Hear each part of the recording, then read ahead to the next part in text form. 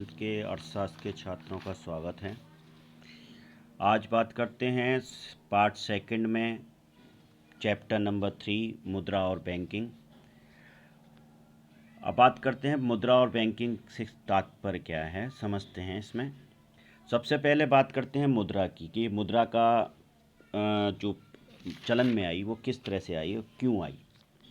तो इसमें एक बहुत अच्छा क्वेश्चन आता रहा है हमेशा इस पार्ट में, वस्तु विनिमय की कठिनाइयाँ बताइए। मुद्रा के प्रादुर्भाव में वस्तु विनिमय की कठिनाइयों को कैसे निवारण किया है। क्योंकि इस सबसे जब से सृष्टि आरंभ हुई है तब से कुछ वस्तु विनिमय के द्वारा ही पहले व्यापार होता रहा है। पहले जो एक वस्तु से दूसरी वस्तु को बदल कर लेन देन हुआ करते थे, वो काफ़ी टाइम तक ऐसे ही वस्तुओं का विनिमय होकर सभी लोग अपना अपना पालन पोषण करते थे। लेकिन कुछ अब टाइम जब मानव जाति जैसे जैसे विकास करती गई, वैसे वैसे उसके सोचने के ढंग बदलते गए, कुछ चीज़ों का आविष्कार होता गया और बहुत सी चीज़ों का निर्माण होने लगा। तो ऐसी स्थिति में वस्तु विनिमय की जो बहुत पुरानी प्रणाली थी वो अब काम नहीं कर रही थी, प्रॉपरली काम नहीं कर रही थी। उसमें बहुत सी परेशानियाँ दिक्कत आ रही थी। तो वो क्या थी दिक्कतें जिनकी वजह से जो वस्तु विनिमय जो पुराने टाइम से व्यापार का एक तरीका था वो बदला। उसका सबसे बड़ी यही थी। तो वस्तु विनिमय की जो कठिनाइयाँ थी, जैसे आपने हमें मतलब देखा होगा आज के टाइम, बहुत पुराने टाइम में गांव में तो अभी भी ये चलन में है कि आप कुछ चीज़ उसको वेस्टेज चीज़ आपको दे दीजिए तो वो आपको कुछ खाने पीने की चीज़ या कपड़ों से बर्तन मिल जाते थे। ये तो अभी हाल फिलहाल में भी जारी होता रहा है। और गांव में तो ये अभी भी हो रहा है, थोड़ा सा अनाज दे दीजिए, थोड़ा अनाज के बदले में कुछ आपको कप प्लेट मिल जाते हैं, बर्तन मिल जाते हैं, साड़ियाँ धोतियाँ वगैरह मिल जाती हैं। तो ये चीज़ वस्तु विनिमय बहुत पुराने टाइम से हमारे सभ्यता में चली आ रही थी। लेकिन कुछ समस्याएं इसमें आई जिसके कारण अब इस वस्तु विनिमय से काम बहुत ज़्यादा नहीं चल पाता है। तो वो क्या समस्या थी देखिए। नंबर पहले बात इसमें कहते हैं दोहरे संयोग का अभाव। दोहरे संयोग का अभाव का मतलब है जो वस्तु मैं चाहता हूँ वही वस्तु सामने वाला भी मुझसे चाहे। यानी कि मेरे पास मान लीजिए गेहूँ है और सामने वाले के पास चावल है, तो ज़रूरी नहीं है कि जो चावल जिसके पास अब मुझे गेहूं की आवश्यकता है तो मैं गेहूं वाले के पास चला गया और चावल लेकर अपने चला गया। लेकिन ज़रूरी नहीं हो उसे गेहूं की आवश्यकता हो। तो ऐसी स्थिति में इसी को कहते हैं दोहरे संयोग का अभाव। यानी कि सामने वाला भी आपके लिए जो आपके पास वस्तु है उससे अपनी वस्तु को बदलने के लिए राजी हो। ऐसा ना होना पाना ये बहुत ही आम बात हो गई है अब। तो निश्चित तौर पर क्योंकि वो ऐसी वस्तु को खरीदना नहीं चाहेगा या बदलना नहीं चाहेगा जो उसके काम की मतलब की नहीं है। मान लो उसके पास गेहूं पहले से ही है तो वो आपसे गेहूं क्यों लेगा, तो अपने नहीं लेगा। तो ऐसी स्थिति में आपके पास तो गेहूं ही है, तो आपको ढूंढना पड़ेगा कि किस व्यक्ति के पास गेहूं की आवश्यकता है। और ज़रूरी नहीं है जो आपको वस्तु चाहिए वो उसके पास मिल जाए। तो यही कहलाता है दोहरे संयोग का अभाव। इसी बात कहते हैं मूल मापक का अभाव। सबसे बड़ा अब वस्तु विनिमय प्रणाली में विनिमय की दर निश्चित करना बहुत कठिन था कि आप जो वस्तु बदल रहे हो वो वस्तु उसी वस्तु के बदले में उतनी मूल्य की है कि नहीं है। मान लीजिए आप गेहूँ कपड़ा, उदाहरण के लिए कोई गाय के बदले में कपड़ा देना, अब कपड़ा कितना, एक गाय के बदले में कितना कपड़ा देना चाहिए, क्या उसके बदले में कितना गेहूं देना चाहिए या कितनी भूमि देनी चाहिए। अगर आप कोई वस्तु बदलना चाहते हो तो उसके बदले में, जैसे उसका मान लो किसी गाय का मूल्य तो है उस मूल्य बराबर बढ़ता है ज़्यादा और आप गेहूँ कितना दोगे, तो वही चीज़ मूल मापक। तो ऐसी स्थिति में वस्तु में मूल मापक नहीं हो पाता। यानी जो वस्तु आप बदलना चाह रहे हैं वो आपस में दोनों वस्तुएं मूल का मापन नहीं कर पाती थी, ये कहलाता है। अब इसी तरह मूल विभाजन में कठिनाई। वस्तु विभाजन में कठिनाई, मान लो आपको थोड़ी किसी वस्तु की आवश्यकता है। अब जो सामने वाला है जो वस्तु है, आप उसको जो वस्तु देना चाहते हो वो तो थोड़ी सी लेना चाहता है। तो ऐसी स्थिति में क्या होगा, आप मान लो गाय को बदलना चाहते हो लेकिन उसके पास भूमि बहुत छोटी मात्रा में है, या गेहूँ बहुत जिससे वो बदलना चाहता है वो बहुत कमी मात्रा, तो आप गाय को काट के तो नहीं दोगे उसे, तो यही चीज़ होती है वस्तु विभाजन की कठिनाई। तो यही इसके कारण क्या होता है, निश्चित तौर से वस्तु विनिमय नहीं हो पाएगा। मान लो अगर वो छोटा सा टुकड़ा आपको गेहूँ का भी उसका दे रहा है भूमि का, और आप बदले में आपसे गाय मांग रहा है, तो भाई आपकी गाय में आप उससे संतुष्ट तो नहीं हो गए निश्चित तौर पर। इसी स्थिति को वस्तु विभाजन में कठिनाई, यानी कि ये वस्तु विभाजन की कठिनाइयाँ आने लगी, जिससे कि वस्तु विनिमय प्राय आज के टाइम में लोप हो गया, लुप्त, ये प्रणाली बिल्कुल लुप्त प्राय हो गई है।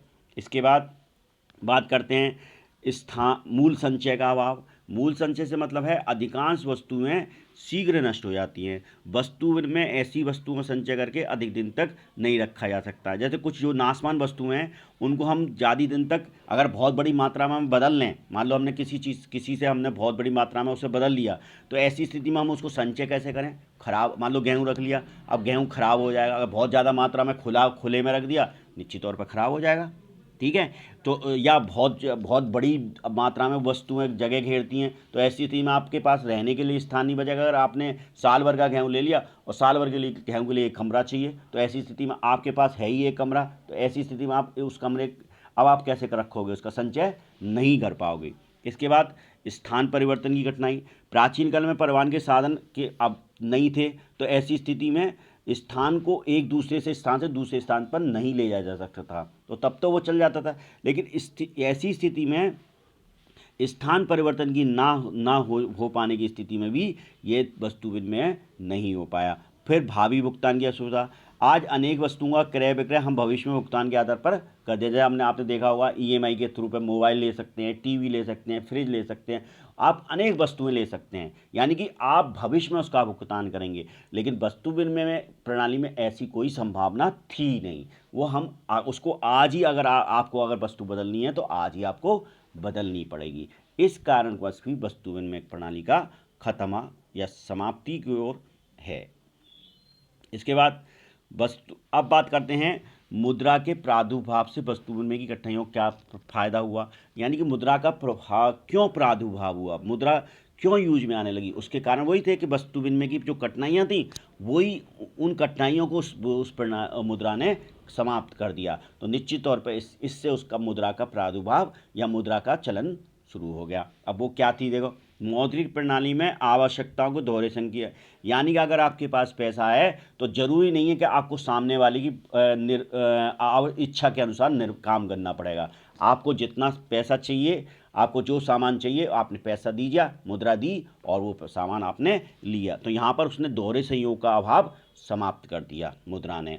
इसकी बार मुद्रा मूल का मापक है। अब आप मुद्रा से किसी वस्तु का मूल ज्ञात कर सकते हो। मान लीजिए आपने एक अपने खेत में गेहूं का उत्पादन किया, तो आपने उसमें बीज डाला होगा, सिंचाई करी होगी और अपनी मेहनत करी होगी, तो आपको एक अनुमान लग गया कि इतना पैसा मैंने खर्च करा है। तो जब आपने इतना पैसा खर्च करा है तो निश्चित तौर पर आप उसका मूल्य निर्धारित कर सकते हो कि मान लो मैंने 100 रुपये इसमें खर्च करें और 10 रुपये मैं प्रॉफिट के लूँगा, तो 110 रुपये आप उसका मूल्य रख सकते हो। आप 110 रुपये में उस वस्तु को बेचना, 110 से कम में बेचना नहीं चाहोगे, क्योंकि वहाँ तो आपको हानि होगी। तो ऐसी स्थिति में मूल मापक आपकी मुद्रा हो गई। अगली बात, वस्तु के विभाजन में कठिनाई। अब कठिनाई दूर हो गई, क्योंकि अब बस प्रत्येक वस्तु के क्रय विक्रय मुद्रा के द्वारा करा जाने लगा। या मुद्रा 1 रुपये में, 2 रुपये में, 5 रुपये में, 10 रुपये, 20 रुपये, यानी कितने ही रूपों में विभाजित है। तो आप ऐसी स्थिति में आप मुद्रा वस्तु के जितनी आपको आवश्यकता है केवल उतने पैसे देकर उतनी वस्तु प्राप्त कर सकते हो। तो ये वस्तु के विभाजन में भी मुद्रा ने कठिनाई दूर कर दी। अब बात करते हैं क्रय शक्ति का संचय संभव हो गया। अब प्रत्येक वस्तु का क्रय विक्रय मुद्रा द्वारा होता है, अतः मुद्रा के रूप में क्रय शक्ति संचय, यानी कि जब अब आपको वस्तु को संचय करने की आवश्यकता नहीं है, बल्कि मुद्रा को संचय। मुद्रा क्या है, छोटी सी चीज़ होगी, आराम से कहीं उसे लॉकर में रख दीजिए या कहीं संभाल कर रख दीजिए, बैंक में रख दीजिए। तो आप जैसे हम पुरानी उस वस्तु विनिमय के टाइम में क्या था, हमने वस्तु को, अगर हमें लंबे टाइम के लिए वस्तु चाहिए होती थी तो हमें वस्तु को संचय करना पड़ता था। यहाँ पर संचय करने की आवश्यकता नहीं है। जब अगर आपके पास पैसे हैं तो जब आपको चाहे वस्तु ले आइए खरीद के। तो यही चीज़ें यानी उसने क्रय शक्ति मुद्रा ने क्रय शक्ति संचय समाप्त तो कर दिया। मुद्रा द्वारा भविष्य में भुगतान की कठिनाई भी दूर हो गई। अब जिस व्यक्ति के पास, अगर आप किसी व्यक्ति से उधार लेने जाते हैं और कहते हैं कि भाई मैं 1-2 दिन बाद दे दूंगा, तो उसे पता है कि ये व्यक्ति हमारे पास रह रहा, हमारे जानकार है और इसकी जब तनख्वाह वगैरह आएगी या पैसा वैसा आएगा तो ये हमें दे देगा। तो ऐसी स्थिति में भविष्य में भुगतान में कठिनाई भी उसने दूर कर दी, यानी कि वो आपको उधार भी दे सकता है क्योंकि उस आपके बारे में जानता है वो। मुद्रा के प्रादुर्भाव से मूल हस्तांतरण भी अब संभव है। किसी व्यक्ति का स्थानांतरण हो जाने की दशा में, अब मान लीजिए कोई व्यक्ति अभी आज यहाँ रह रहा था और अब उसका मान लो ट्रांसफ़र हो गया, अगर वो जॉब में है या किसी का कारणवश वो इस घर जगह को छोड़ के चाहता है तो वो क्या कर सकता है, अपनी संपत्ति को बेच जाएगा और दूसरी जगह खरीद लेगा। तो इसको कहते हैं मुद्रा के प्रावधान से मूल हस्तांतरण, यानी कि उसका मूल को हस्तांतरण हो गया। आपने उसने वस्तुएं यहाँ अपनी संपत्ति को बेचा, दूसरी जगह संपत्ति खरीद ली, यहाँ पर उसका हस्तांतरण हुआ। जहाँ पर वो अब रहने लग गया है वहाँ पर वो अपने पर उस वस्तु उस पैसे से उस जो पैसा उसको वहाँ बेचने से प्राप्त होगा वो वहाँ खरीदने में खर्च कर देगा। तो मूल का हस्तांतरण की समस्या भी मुद्रा ने समाप्त कर दी। इस तरह से हम वस्तु विनिमय कठिनाइयाँ और मुद्रा के प्रादुर्भाव की कैसे निवारण किया मुद्रा ने, इसको हम बता सकते हैं। इसके बाद कभी कभी ये क्वेश्चन अच्छा है, ये भी आ जाता है, मुद्रा को परिभाषित कीजिए, मुद्रा के कार्यों का वर्णन कीजिए अथवा मुद्रा के स्थैतिक एवं प्रादेशिक कार्य बताइए। अब मुद्रा एक ऐसी वस्तु है जो व्यापक क्षेत्र में विनिमय के माध्यम, मूल के मापक, स्थगित भुगतानों के मान तथा मूल संचय के साधन के रूप में समान रूप से स्वीकार की जाती है, जिसे राज्य के संरक्षण और अथवा मान्यता प्राप्त होती है। यानी कि राज्य होता है वो इसको संरक्षण देता है या उसको मान्यता करता है। मान्यता इस संबंध में किनले ने मुद्रा के तो सीधी मुद्रा का मतलब है ऐसी वस्तु जो व्यापक क्षेत्र में विनिमय के रूप में काम में आ सकती है, मूल के मापक के रूप में काम आ सकती है, स्थगित भुगतानों के रूप में काम आ सकती है, मूल के संचय में काम आ सकती है और जिसको राज्य के संरक्षण अथवा मान्यता, यानी कि राज्य की जो सरकार होगी वो इसको संरक्षण देती है अथवा मान्यता देती है, तो हम उस वस्तु को मुद्रा कह सकते हैं। यानी जिसको सरकार ने मान्य कर रखा है विनिमय करने के लिए, वो चीज़ मुद्रा कहला सकती है। अब बात करते हैं मुद्रा के कार्यों की। प्रोफेसर किनले ने मुद्रा के कार्यों को 3 भागों में बांटा है: प्रधान या प्रमुख कार्य, सहायक या गौण कार्य और आकस्मिक कार्य। इन कार्यों के अतिरिक्त कुछ मुद्रा कुछ अन्य कार्य भी करती है, जैसे हम विविध कार्य या अन्य कार्यों में जान सकते हैं। प्रधान कार्य क्या है? प्रधान का मतलब मेन, तो ये वे कार्य हैं जिन्हें मुद्रा हर प्रकार की अर्थव्यवस्था में अनिवार्य रूप से संपन्न करती है। इन्हें मौलिक कार्य, आधारपूर्ण कार्य या आवश्यक कार्य भी कह सकते हैं। तो सबसे पहले विनिमय का माध्यम है। अगर किसी वस्तु को आप एक वस्तु से दूसरी किसी वस्तु को खरीदना चाहते हैं, किसी वस्तु को प्राप्त करना चाहते हैं, तो आप निश्चित तौर के मुद्रा के द्वारा उसको प्राप्त कर सकते हैं। मूल मापक, किसी वस्तु का अगर आपको मूल्य जानना, जैसे आपने अभी बताया, बात करी थी, मूल मापक से मतलब है अगर किसी वस्तु में जितनी हमारी लागत खर्च हुई है वो हमारी लागत के रूप में हम उसका मूल्य बात जान सकते हैं। मान लीजिए हमने 100 रुपये के बीज लिए, 100 रुपये की सिंचाई खेत की और 20 ऐसे और अन्य खर्चों में 20 रुपये खर्च किया, तो 220 रुपये तो हमें लागत आई है, यही मूल मापक है। तो अगर इसमें हम अपनी मेहनत जोड़ लें, अपना लाभ जोड़ लें, तो उसका विक्रय मूल्य निकल आएगा। तो यही चीज़ कहलाती है मूल मापक, जो हम मुद्रा के द्वारा, अगर इससे पहले हमें नहीं पता था कि हमने कितना उसके बीज में खर्चा किया, कितना सिंचाई में खर्चा किया, तो हमें ये चीज़ नहीं पता, लेकिन मुद्रा के द्वारा हमें ये पता लग गया। ठीक है, इसके बाद बात करते हैं तो इस बार में कॉलबॉर्न ने कहा है कि मुद्रा ने ही आर्थिक मूल्यों की माप को संभव बनाया है। यानी मुद्रा ने ही, हम एक कह सकते हैं, क्राउथन ने भी इस संबंध में कहा है कि यह लेखी इकाई के रूप में कार्य करती है। यह मूल के मापदंड अथवा समान मापक है जिसे अन्य सभी वस्तुओं की तुलना की जा सकती है, कार्य करती है। ठीक है, कैलबॉर्न ने भी इस संबंध में कहा कि मुद्रा ने आर्थिक मूल्यों की माप को संभव बनाया है। तो ये इसके दोनों मुख्य कार्य थे। कौन कौन से? नंबर 1 मूल मापक और दूसरा विनिमय का माध्यम। अब बात करते हैं सहायक या गौण कार्यों की। मुद्रा के कुछ कैसे कार्य होते हैं जो प्रधान कार्यों के सहायक, यानी कि प्रधान कार्यों के साथ साथ में उन्हें भी करना होता है मुद्रा को।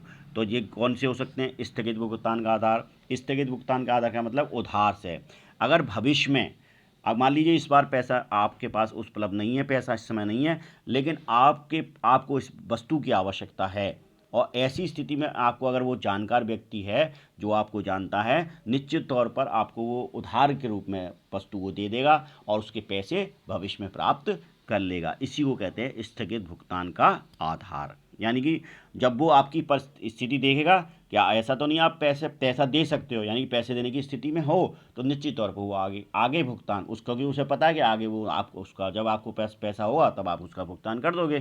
तो ऐसी स्थिति में वो वस्तु आपको, जबकि आपके पास मुद्रा नहीं है, फिर भी आपको उसने उधार दे दी ताकि आप उसका भविष्य में भुगतान कर क्योंकि उसे आप भविष्य में भुगतान कर दोगे। इसके बाद मूल का संचय। मनुष्य अपनी आय का कुछ भाग भविष्य के लिए अवश्य बचाता है, निश्चित तौर पर बचाता है, क्योंकि जिससे कि वो अपनी आने वाली दिक्कतों को को निपट सके, परेशानी से बच सके। तो ऐसी स्थिति में मुद्रा का संचय हुआ। अब मुद्रा संचय करने में से कोई दिक्कत नहीं है, क्योंकि मुद्रा टिकाऊ होगी, मुद्रा अक्षय होगी, और मुद्रा यानी छोटी सी जगह पर जमा करा जा सकता है, रखा जा सकता है, संभाल कर सुरक्षित रखा जा सकता है। तो ऐसी स्थिति में मूल का संचय ये सहायक या गौण कार्य के रूप में कार्य करते हैं। अब बात करते हैं आकस्मिक कार्य। आकस्मिक कार्य का मतलब है मुद्रा के आकस्मिक कार्यों से हमारा अभिप्राय उन कार्यों से है जो किसी विशेष परिस्थितियों में संपन्न करती हैं। आर्थिक विकास के इन कार्यों को महत्व बढ़ता जाता है। ये कार्य निम्नलिखित हैं। सामाजिक आय का विवरण। सामाजिक आय का वितरण। आज के युग में उत्पादन अत्यंत जटिल एवं व्यापक हो गई है, जिसके लिए उत्पादन के विभिन्न सहयोग प्राप्त किया जाता है। मुद्रा के द्वारा उत्पत्ति के विभिन्न साधनों को पुरस्कार के रूप में दिया जाता है। इस प्रकार मुद्रा सामाजिक आय के वितरण को महत्वपूर्ण भूमिका अदा करती है। यानी कि अब मुद्रा से क्या है, अगर वो वस्तु जैसे समाज में हर व्यक्ति के पास अगर कोई काम करेगा तो उसके पास मुद्रा आएगी, मुद्रा से वो अपना जीवन स्तर सुधार लेगा। यानी कि समाज में जो प्रत्येक व्यक्ति के पास मुद्रा के द्वारा ही उसका वो अपना जीवन स्तर सुधार सकता है। इसी को कह सकते हैं हम सामाजिक आय का वितरण, यानी कि समाज के प्रत्येक वर्ग को मुद्रा द्वारा उसमें वितरण हो सकता है। यह साख का आधार। वर्तमान युग में निश्चित तौर पर जिस पर आपने देखा भी होगा, तो जो व्यक्ति आप देखते हो वो व्यक्ति जिसके पास पैसा अधिक है, मुद्रा अधिक है, निश्चित तौर से उसका साख ज़्यादा होगी, उसकी क्रेडिट यानी कि उसको कोई व्यक्ति उधार दे सकता है, कोई भी व्यक्ति उससे कार्य कर सकता है। तो इस स्थिति ये कहलाता है साख का। यानी कि साख का मतलब है आपको पैसे की आवश्यकता कह सकते हैं, आपकी गुड उस पर पैसा उपलब्ध हो सकता है, आप जिससे और अधिक पैसा कमा सकते हो, पैसे से पैसा कमाया जा सकता है। तो यही कहलाता है साख का आधार। अधिकतम संतुष्टि का आधार। प्रत्येक उपभोक्ता अधिकतम संतुष्टि प्राप्त करना चाहता है, उसे सीमांत उपयोगिता के नाम पर पालन करने की प्राप्त होती है। इस नियम का पालन करने से मुद्रा द्वारा ही संभव है, ताकि वो अधिकतम संतुष्टि, जितनी वो संतुष्टि चाहता है उतनी संतुष्टि प्राप्त कर सकता है, क्योंकि जितना उसे वो वस्तु चाहिए मुद्रा से वो उतनी वस्तु खरीद सकता है। पूंजी को सामान्य रूप देना। मुद्रा सभी प्रकार की संपत्ति, धन, आय व पूंजी की समान मूल्य प्रदान करती है, जिसमें पूंजी की तरलता, गतिशीलता तथा उत्पादन में वृद्धि होती है। दूसरे शब्दों में कह सकते हैं प्रत्येक प्रकार की संपत्ति को मुद्रा के रूप में, यानी कि किसी भी प्रकार की संपत्ति हो, हम जैसे गाय का मूल्य भी अगर दिखाना चाहें तो गाय का मूल्य भी हम 5,000, 10,000 या 50,000, जिस तरह की गाय है, जिस तरह का वो दूध दे रही है, जिस तरह से वो काम कर रही है, कोई वस्तु जितनी उपयोगी है उसका उतना मूल्य निर्धारित हम कर सकते हैं। अन्य कार्य। अब बात करते हैं अन्य कार्यों की। शोधन क्षमता की सूचक है ये। व्यक्ति अथवा संस्था के पास उपलब्ध तरल मुद्रा उसकी शोधन क्षमता की गारंटी होती है। निर्णय की वाहक है ये, पूंजी को तरलता प्रदान करती है यही। इस तरह से हम मुद्रा के कार्यों को 3 भागों में बांट सकते हैं, 4 भाग, ठीक है। तो आकस्मिक कार्य, सहायक कार्य, वो कौन, प्रमुख कार्य, सहायक कार्य और आकस्मिक कार्य और अन्य कार्य जो ऐसे कार्य जो कि मुद्रा निर्णय में लेने में मदद कर सकती है। पूंजी की तरलता प्रदान, यानी कि किसी व्यक्ति को पूंजी की आवश्यकता है तो वो तुरंत उपलब्ध हो सकती है। ये चीज़ हम मुद्रा के रूप में परिभाषित कर सकते हैं। अब एक और सवाल इसमें आ जाता है इसी क्वेश्चन उसमें से, ये बहुत इम्पोर्टेंट क्वेश्चन है, काफ़ी बार आ चुका है, आता रहा है। भारतीय रिजर्व बैंक के मुख्य कार्यों का विवेचन कीजिए। यानी कि जो केंद्रीय बैंक है भारत की, रिजर्व बैंक ऑफ इंडिया, उसके कार्यों का वर्णन कीजिए। भारतीय रिजर्व बैंक के भारत का केंद्रीय बैंक है। यह यह उन सब कार्यों को संपन्न करता है जो सामान्यतः एक केंद्रीय बैंक द्वारा किए जाते हैं। भारतीय रिजर्व बैंक के कार्य दो प्रकार से हम परिभाषित कर सकते हैं। नंबर एक है केंद्रीय बैंकिंग संबंधी, यानी कि सेंट्रल बैंक के रूप में वो जब कार्य करती है, और एक साधारण बैंकिंग के रूप में जब कार्य करती है, तो हम उसको दो तरह के कार्यों से कर सकते हैं। अब बात करते हैं केंद्रीय बैंकिंग संबंधी कार्य।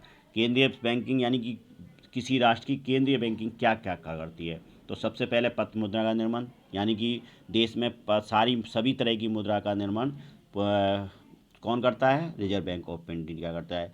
हमारे देश में पत्र मुद्रा निर्माण का अधिकार केवल रिजर्व बैंक को प्राप्त है। 1 रुपये का नोट छोड़ के, केवल 1 रुपये का नोट भारत सरकार द्वारा वित्त सचिव द्वारा निर्मित किया जाता है। बाकी सभी प्रकार के नोट पूरी तरह से रिजर्व बैंक ऑफ इंडिया ही निर्गमित करती है। और जिसके नोट निर्माण के पीछे क्या होता है, इसमें सोना, विदेशी प्रतिभूतियों का कोष रखना अनिवार्य होता है, जो आपातकालीन स्थिति में विदेशी प्रतिभूतियों की मात्रा से राष्ट्रपति की अनुमति से कमी की जा सकती है। इसमें सरकार के बैंकर के रूप में सरकार होती है देश की, उसके बैंकर के रूप में वो रिजर्व बैंक कार्य करती है। भारत सरकार तथा राज्य सरकार की ओर से धन प्राप्त करना, उनके आदेश पर भुगतान करना, भारत सरकार तथा राज्य सरकार की ओर से जनता से ऋण प्राप्त करना, सरकारी कोषों का स्थानांतरण करना, भारत सरकार एवं राज्य सरकार के लिए विदेशी विनिमय प्रबंध करना, भारत सरकार और राज्य सरकार को आर्थिक सलाह देना, ये इस रिजर्व बैंक ऑफ इंडिया के कार्य हैं। बैंकों के बैंक के रूप में कार्य करना, इसका क्या मतलब? बैंकों के बैंक के रूप में मतलब है ये बैंकों का निरीक्षण करता है, बैंकों को ऋण देता है, इसलिए बैंकों के बैंक के रूप में भी कार्य करता है। रिजर्व बैंक व्यापारी बैंकों का अंतिम रणदाता, यानी कि जब सबसे कहीं से उस सब निश्चित रिजर्व बैंक वो सबसे लास्ट में अंतिम रणदाता, सबसे जब उसे कहीं से ऋण नहीं मिलता तो उसे रिजर्व बैंक ऑफ इंडिया से आसानी से ऋण मिल जाता है। रिजर्व बैंक बैंकों की साख नीति पर, यानी कि जो बैंक की साख नीति है उस पर हर सभी बैंकों की साख नीति यानी क्रेडिट पॉलिसी, वो किस आधार पर उधार दे रही हैं, लोन दे रही हैं, उसकी नीति पर नियंत्रण रखता है। सन 1949 ईस्वी में बैंकिंग नियमन अधिनियम के अंतर्गत रिजर्व बैंक को व्यापक अधिकार प्राप्त हैं, जैसे अनुसूचित बैंकों का निरीक्षण करना, नए बैंकों की स्थापना के लिए अनुज्ञा पत्र प्रदान करना। ये इसीलिए इसको हम बैंकों के बैंक के रूप में भी कह सकते हैं। इसके बाद विनिमय दर को स्थिर रखना, इस रिजर्व बैंक का यह भी कार्य है कि विनिमय दर को स्थिर रखा, कि ₹1 की विनिमय दर, यानी रुपये को डॉलर कितने रुपये उस पर होगा, किस आधार पर उसका जैसे 77 रुपये का डॉलर चल रहा है, यानी 77 रुपये में $1 आपको प्राप्त करेगा, तो ये 77 रुपये यही कहलाती है विनिमय दर। इसको स्थिर रखने का कार्य भी रिजर्व बैंक ऑफ इंडिया। साख का नियंत्रण करना, साख तथा मुद्रा पर नियंत्रण रखने के लिए भी रिजर्व बैंक इसके लिए नीतियाँ बनाता है और बैंकों के मध्य संतुलन स्थापित करता है, जिससे मौद्रिक स्थापित लाया जा सके। कृषि साख की व्यवस्था करना भी इसका काम है, यानी कृषि को किस प्रकार से लोन दिए जाएँ, कौन किस तरह से लोन दिए जाएँ, ये सारी समस्याएं भी कृषि विभाग की व्यवस्था करने की भी रिजर्व बैंक ऑफ इंडिया के पास ही हैं। समाज शोधन गृह का कार्य करना, समाज शोधन जो एक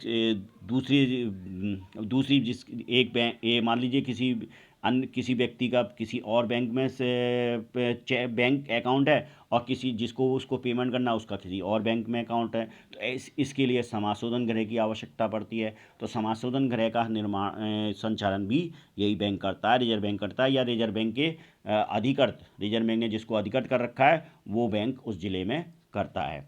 इसके बाद बात करते हैं इस औद्योगिक वित्त की व्यवस्था करने में भी रिजर्व बैंक की सहायता करता है। औद्योगिक वित्त निगम राज्य वित्त निगम की बड़ी मात्रा में अंश खरीदता है और उसे दीर्घकालीन ऋण भी प्रदान करता है, जिससे कि वे उद्योगों को लोन उपलब्ध करा सके, जिससे उद्योगों का विकास हो सके। आर्थिक व्यवस्था के संबंधित समंक स्थापित करना भी रिजर्व बैंक का ही काम है।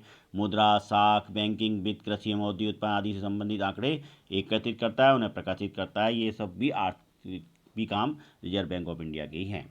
अब साधारण बैंक संबंधी कार्य कौन से करता है? साधारण बैंक संबंधी कार्य कौन से हैं? रिजर्व बैंक भारत सरकार, राज्य सरकार, निजी व्यक्तियों से जमा स्वीकार करता है, परंतु उन पर ब्याज नहीं देता है। लेकिन ब्याज नहीं देता है ये।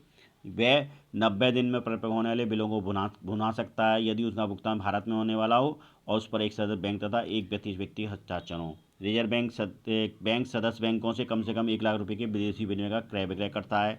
रिजर्व बैंक भारत में लिए गए अधिक से अधिक 15 महीनों की अवधि का परिपक्व होने कृषि बिलों का भी क्रय विक्रय करता है। वह भारत सरकार व राष्ट्र सरकारों को अधिकतम 90 दिन की अवधि के लिए ऋण देता है, किंतु यह ऋण जमानत पर दिया जाता है। रिजर्व बैंक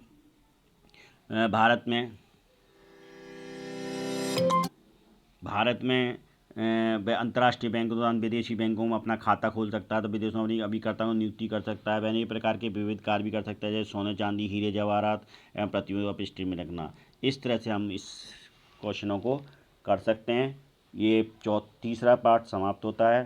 धन्यवाद, नमस्कार।